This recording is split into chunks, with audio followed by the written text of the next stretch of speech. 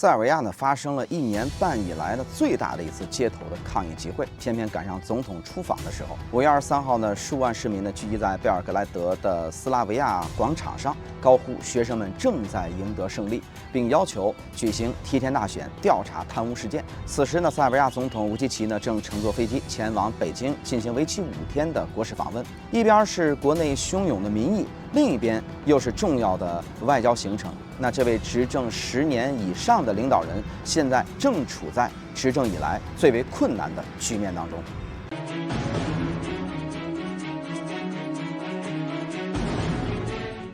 大家好，我是謝飛啊，歡迎來到今天的謝飛觀察。在2024年的11月1號的早上，在諾維薩德火車站有一段長35米的這個混凝土遮雨頂棚突然就倒塌了，砸在上面的行走等待的人的這些身上，造成了14人死亡。之後呢，又有傷者死亡，最終死亡人数達到了16人。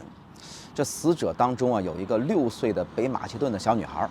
這个站呢是建於1964年啊，老古董了，頂棚呢已經使用了將近60年的時間了。雖然之前呢有過維修工程，但是老化的部分並沒有被包含在內。那事故發生的當天晚上呢，監控錄像就在網上迅速的流傳開來，巨大的混凝土板瞬間倒塌，這個情景也引起了整個塞爾維亞社會的關注。民眾的第一反應啊，就是對這個監管不力就感到憤怒啊。事故發生之後僅僅4天，建設部長啊維希奇呢就不得不辭職了。到了這個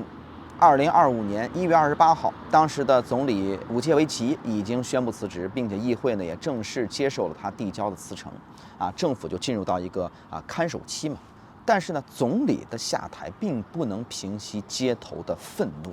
抗議者就認為說問題在於整個的權力結構當中啊，也就是說腐敗盛行啊，這個公共工程沒有透明性，這才是導致天花板坍塌的根本原因。那麼訴求呢，由這個追究事故責任，逐漸的發展到了反腐，要法治啊，這個提早大選。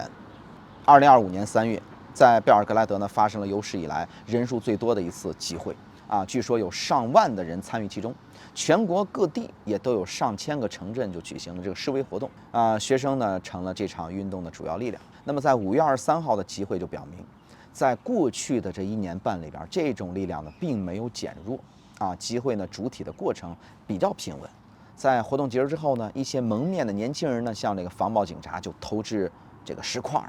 啊、這個瓶子以及鞭炮，是吧？警方呢就用這個催淚瓦斯啊、胡椒噴霧啊進行反擊，並且呢已經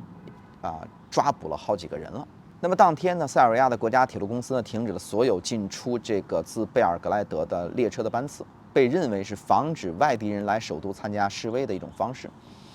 而這個議會的議長則輕描淡寫的就把集會的人數說成是34000人啊，並且聲稱民主正在發展。那麼正在飛往北京途中的塞爾維亞總統武契奇用社交媒體表示說，抗議者呀暴露出自己的本性。國家正在正常運行，並繼續會按照法律來執行。但是啊，緊接着他拋出了一個意味深長的話。當抗議者指責他說大權獨攬時，他卻回擊道：“好吧，我就是一切，我的任期很快就要結束了，我可能很快就辭職。”這個話一出來，是吧？大家就是得咂摸咂摸，這當中到底是什麼意思了？其實本來他這個本屆任期呢，應該到這個2027年春啊，這個任期結束的時候終止，啊，所以呢，這次的表態立刻就引起了很多人的猜測。外界呢對於這個觀點的看法呢也各不相同啊，有人認為啊，說是這就是以退為進的一種方式。在2023年的這個校園槍擊事件之後，他曾經辭去了執政黨的主席的職務，但是之後又另立門戶成立了新的政治團體啊，並沒有把權力拱手讓人嘛。目前的執政黨呢仍然掌握着議會多數席位啊，強勢部門呢以及主要的媒體資源，在2屆的總統選舉當中都取得了超過這個60%的一個支持率。儘管反對派聲勢很大，但是學生運動本身並沒有一個統一的政治綱領、明確的領導力量，而且呢與傳統的反對黨之間還存在着一定的矛盾。因此啊，無法產生出這個有效的政治替代方案來取代它。那麼在這麼一種情況之下，主動辭職導致的這種大選的提前進行，反而呢會加強執政黨的優勢地位。那另外一個不能忽略的因素，那就是這次訪問本身所具有的分量。因為我們知道，這個塞爾維亞呢是第一個同中國建立命運共同體的歐洲國家。那在此這個期間呀，雙方將會簽訂幾十項協議和商業合同啊，涉及到像什麼高速公路啊、新能源、數字經濟等等各個領域。這個總額呢，據說啊達到10億美元以上。那麼到了這個2025年，這個匈塞鐵路塞爾維亞段的全部建成通車之後啊，從這個貝爾格萊德到匈塞邊境只需要79分鐘就可以到達，比原來的這個5小時左右的時間縮短了很多。也就是說啊，中塞的合作已經不是外交上的空話了，在这个塞爾維亞的經濟版圖裡邊，也有了它的這個身影。那麼從地緣政治的角度來看，儘管塞爾維亞呢正在推進入歐的進程，但是呢，這個布魯塞爾方面對於其民主狀況就提出了很多的批評，並且可能會暫停大約15億歐元的這麼一個資金的援助。那麼你看，在夾縫之中，北京所給予的合作機會就是一條重要的支撐線。抗議呢正好發生在訪問中國的時期裡客觀上也給了這個塞方的這種外交日程增加了不確定性。那麼接下來這場歷時1年半的運動將會怎樣發展，